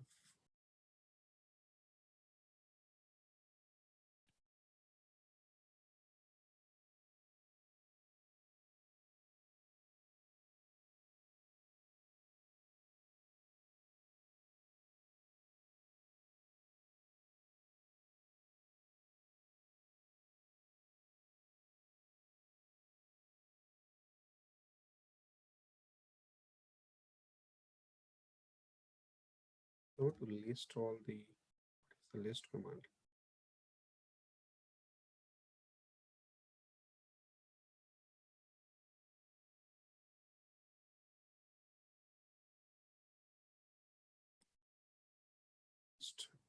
Installed Java versions should be potentially only one, but I just want to make sure.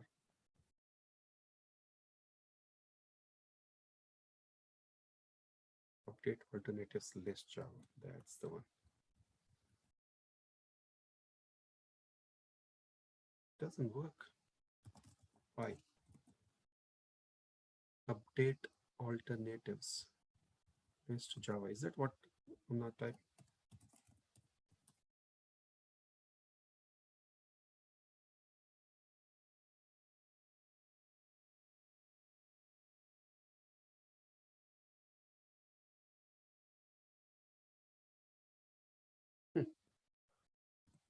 Interesting.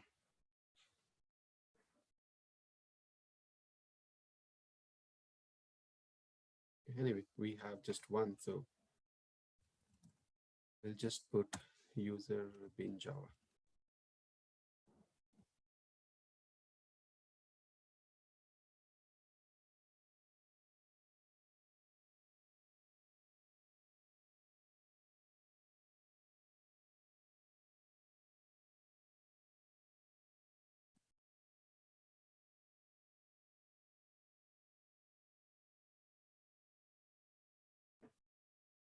I'm going to find out the path basically.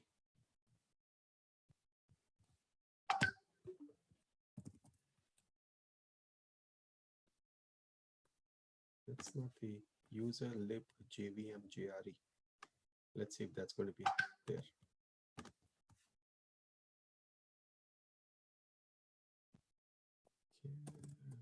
Less is not.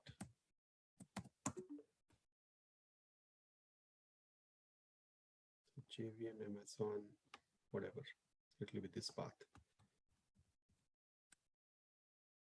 These are some non-standard thing which I don't like. Every single time you have to struggle with this. Okay, then we'll have to execute that file if I'm not wrong.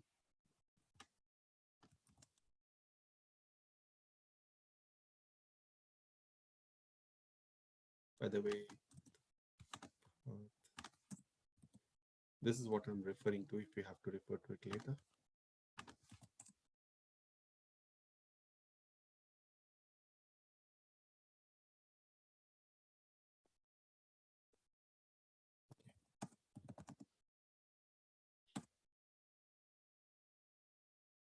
Java home environment variable is not defined. Cat.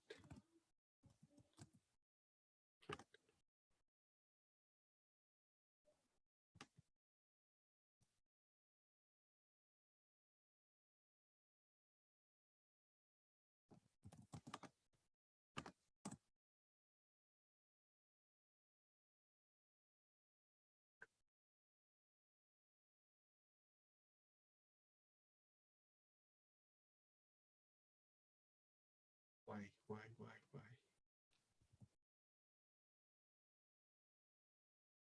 Oh, there's nothing inside here. That's not the right one. Where is Java Corretto installed?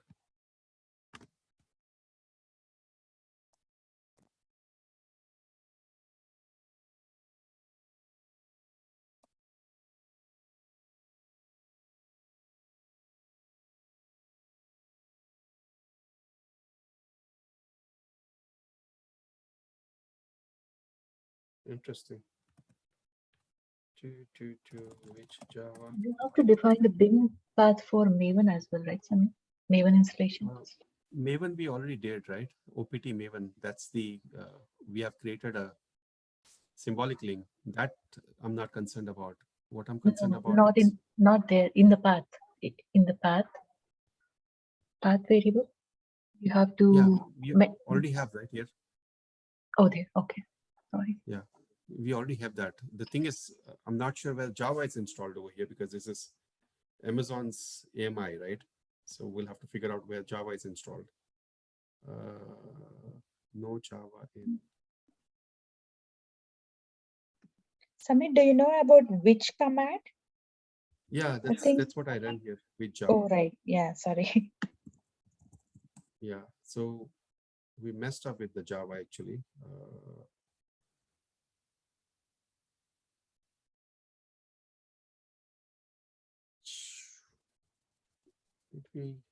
Did we delete something? This seems to be the right path, but t/user bin. Did it uninstall when we did the Maven remove package? Remove Maven package? No, it'll not remove Java. It should not remove Java. Do you see Java here anywhere? Let's do sort. Sort is this. Doesn't look like sort anyway. It's like completely jumbled up. Python is there, but I don't see any Java. It was. You know what? I can install Java. It's okay. I mean, I don't have to struggle here. Can install Java. This guy must have told.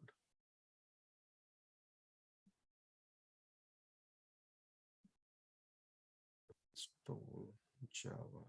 It's okay. We'll take 1.8 for now, just for the test, and then later I'll get.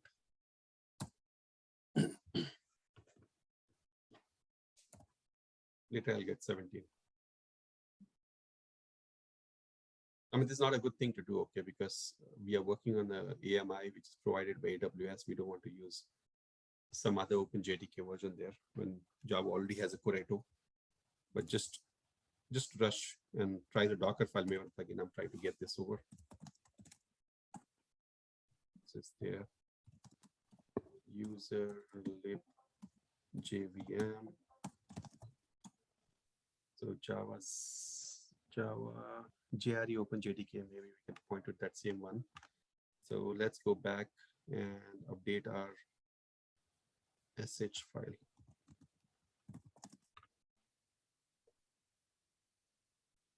And this, we'll change it back to whatever it was earlier.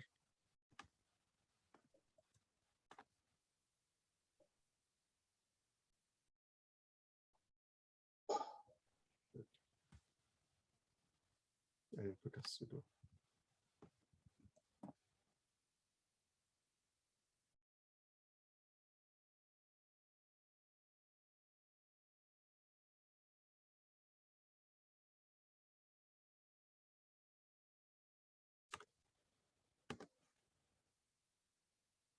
Okay.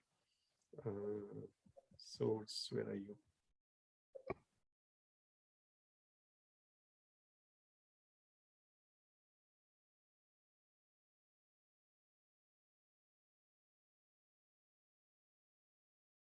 Okay, now it's good.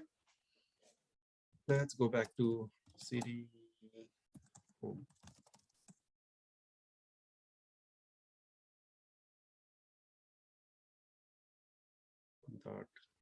.8. We are not on 17 anymore. That's why I'm changing it to 1.8. I'm hoping we don't have anything wrong with this program.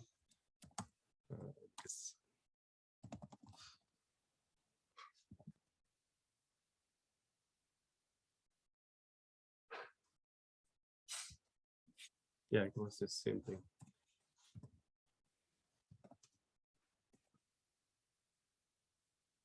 If we get error around Docker file, that is understood, but it was failing on a different plugin altogether because Maven version was not compatible. So it is saying compilation failure. You are running on JRE rather than a JDK. Who told you that?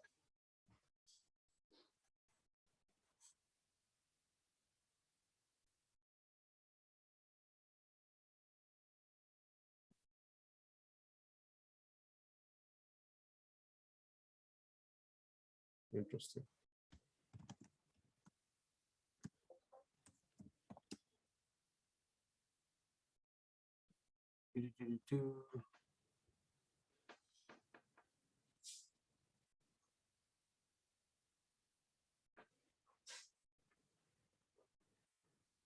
this is what we have.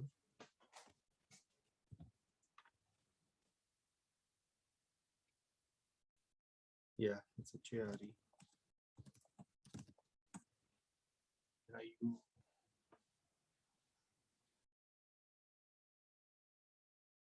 Let's try this guy.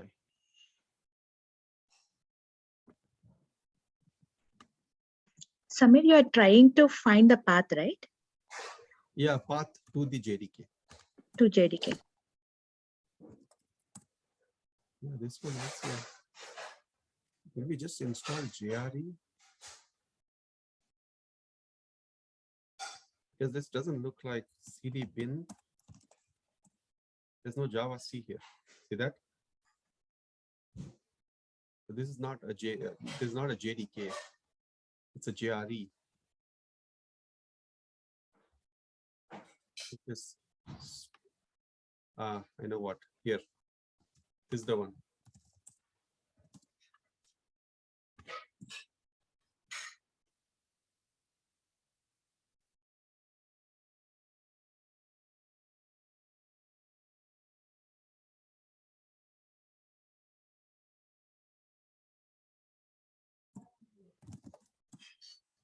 No, it's just a JRE. Why? This command that we ran, did it just install JRE?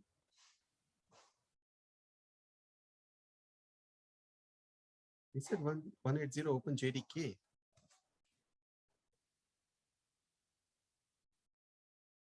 That's weird.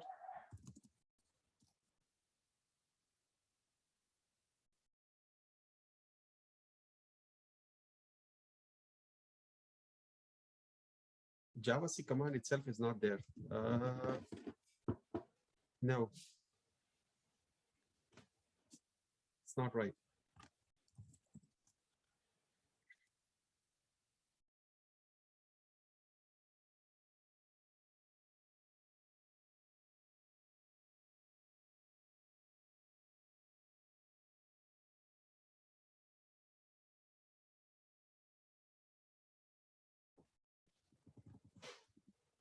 I'm just messing around with this, okay?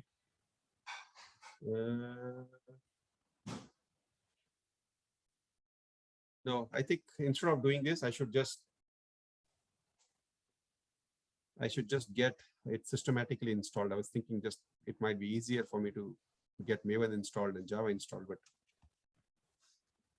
this is not the right one. Where is CentOS? CentOS. Yum install. Let's try this.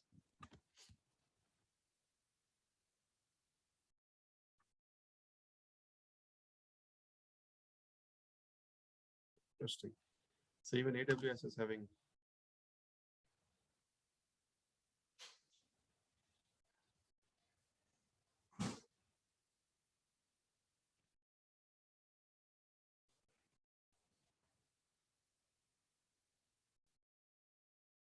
I didn't expect this to be.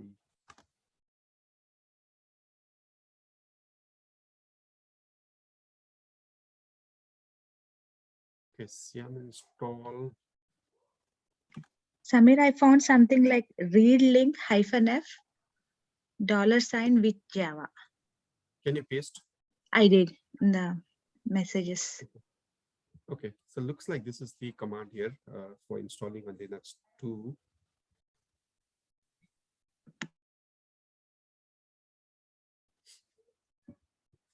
Yeah, it's been ages since I've installed Linux on Java and Maven on a Linux machine. We always use containers. Okay, so now let's say Java minus version. You know what? I would want to update.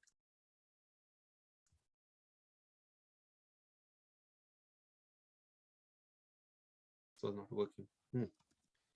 Huh.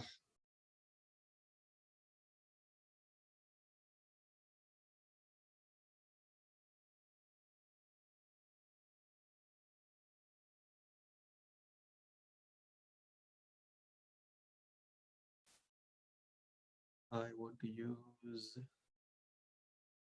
Corito.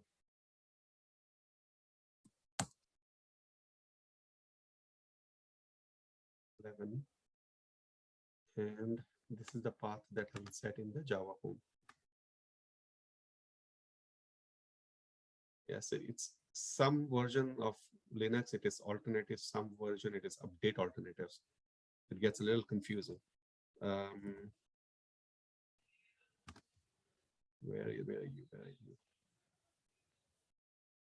etc profile.dmaven.sh menu etc profile. Okay, let's get this guy running. At least, so we are very close to 8:30, but at least let's see if this is working.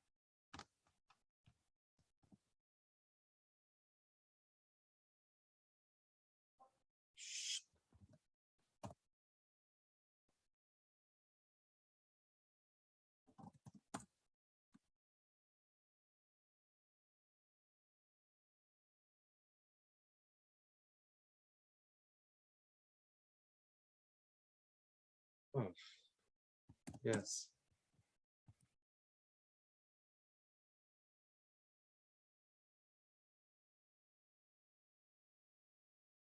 Okay, at least now, please work.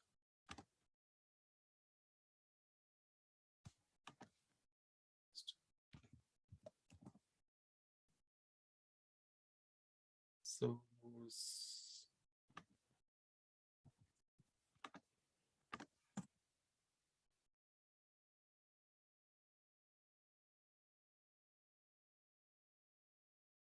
okay, now we have Java Serial. That's JDK. Ah, gosh.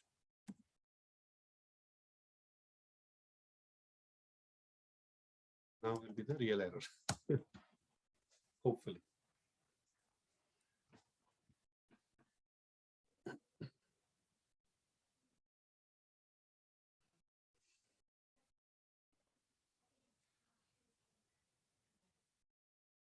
Okay, I know we are almost at 8:30. Just spend 5 more minutes. If it doesn't get through, this is, we're going to look. So you see, it actually got into the Docker image automatically. It is tagging it as this. And when we do a Docker image ls, it should be showing us the image. Okay, at least we got this rolling. That's a great achievement. Docker image ls. You see this? It created it. And now if I do a Docker deploy, not Docker deploy, Maven clean deploy, I'm expecting that this artifact should get deployed remote. But the problem is we do not have the settings files added over here. So we'll have to bring the settings file, which is in the other project, the Maven project. So instead of that, what I will do is, since I already have it in my local over here, for now, just for now, I will do a Docker push just to see if it works. And it gets deployed to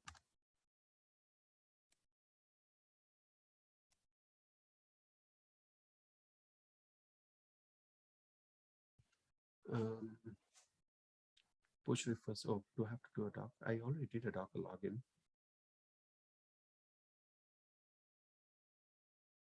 Oh. This will not work. This will not work. The reason is it needs to have the image name, and I don't see the image name in here. Docker tag is 1.0 snapshot. We'll fix it in the POM file, but I just want to see if this is working to start with. And the same thing, but I want to give some image name.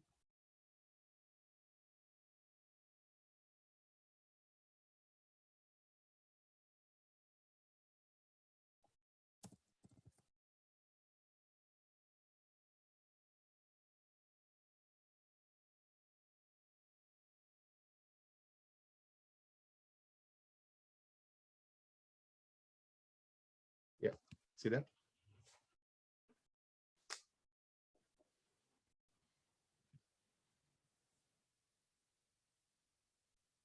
We'll see what is the real problem. I go to POM file.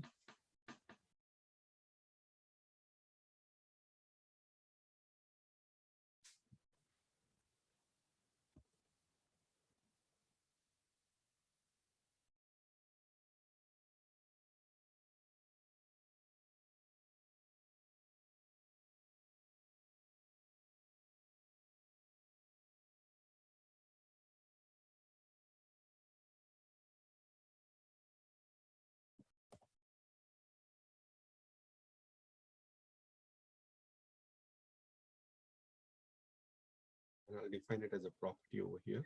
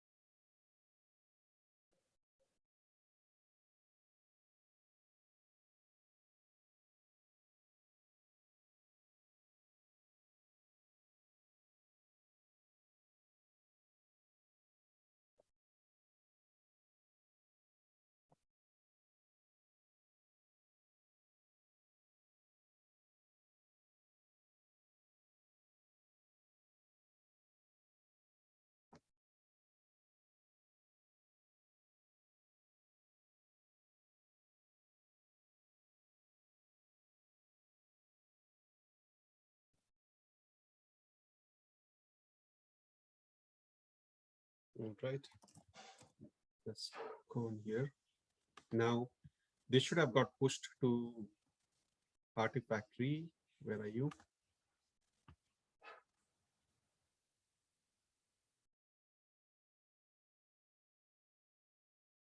See here, right? Docker Java 100. But I want to do it through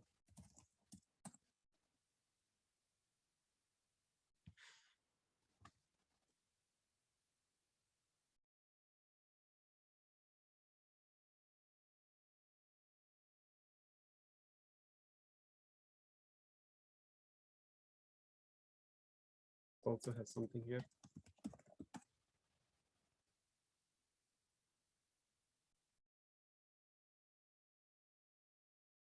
Okay, it's 1.7 versus 1.8. We don't even need 1.8, we need 11. So let me get rid of this git checkout dot git pull. Oh gosh.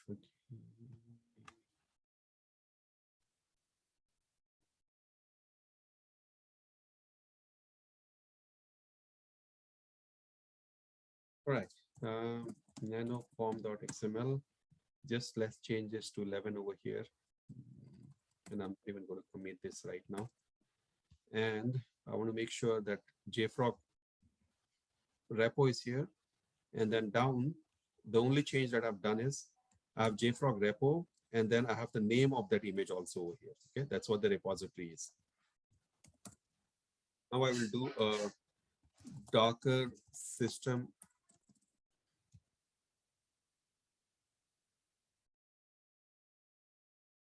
course.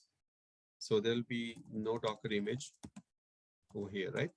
And then do mvn clean install.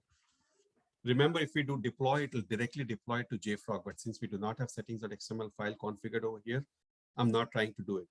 Okay. But next session, just remind me to use deploy. What I just want to show you is it does create the image in the local Docker image repository, which we should be just able to push out of the box.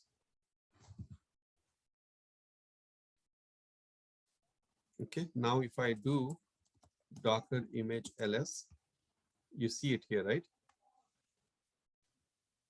Okay, and I will go ahead and delete this guy from here so that you will believe me that it works. Okay, let that be there. Docker push paste colon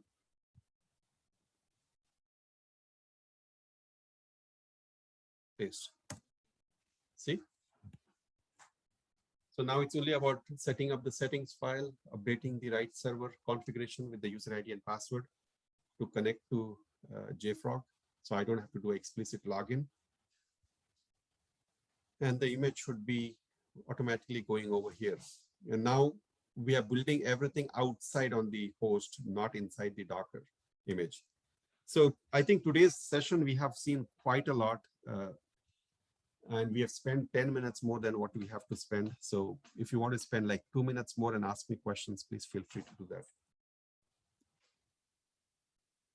Any questions? Is this JFrog platform free? Well, JFrog in general is not free.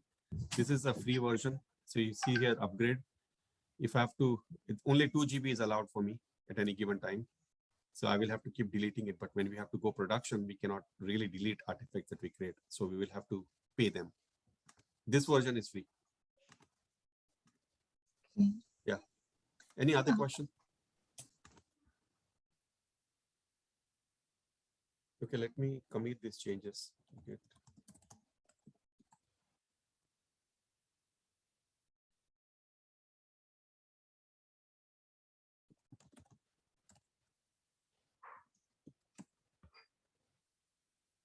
All right, anybody else has any question? You understood, you didn't understand whatever we did, the fundamentals. Forget about installing Maven and Java. I mean, that is not important, but otherwise the Docker fundamentals. Any questions? No, Samir, understood. Yes. Okay, perfect. Is there anything new that you learned or you already knew all of this? Everything is new. I have learned so many things. What's that? I learned so many things. Yeah. And Jyoti, this is pretty important for you because in FIS itself, we are using Dockerfile Maven plugin. Okay, so if you look at Dockerfile Maven plugin, you might find pieces here and there because we have segregated them, some in enterprise POM, some in the POM.xml, just to make it a little abstracted and beautiful, basically. But otherwise, the concept is still the same. All right, I'm going to stop recording. Is there any? Okay, that's Sojourner. Okay. I think Mansa already dropped, so that's okay.